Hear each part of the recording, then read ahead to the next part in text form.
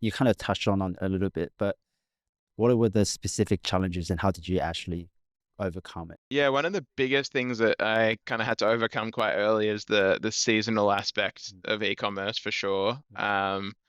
I think no matter, except for some like absolutely crazy products, I think a lot of e-commerce businesses are obviously built to deliver pretty good results in the last quarter of the year. Um, I unfortunately quit my full-time job in March, Oh, so that was a good six to 7 months before that big time for e-commerce. So I think early days I just had to really get used to that kind of flow, and not only from just like a personal finance perspective, there's a lot of things that go into that from a cash flow perspective as well. Obviously, if you're planning to sell pretty heavy in the last quarter of the year, that's when you need to have a large amount of stock ready to go as well.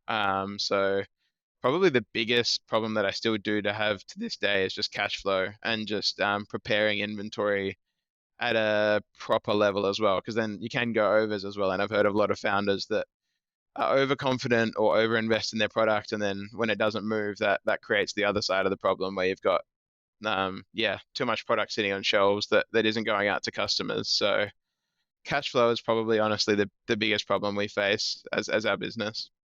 what strategies are you implementing at the moment to try and sort of navigate that, like with the predictability of stock and cash flow? Yeah, I think it's great that data and AI and everything's getting stronger and stronger as time goes on. So definitely trying to utilize. Is there a specific AI program that you use for any of that? Um, Nothing specific, and I mean, I'm probably just gonna, say everything that everyone already knows in terms of using ChatGPT, Yeah, but sure. ChatGPT is still probably my go-to in terms of using any AI tools.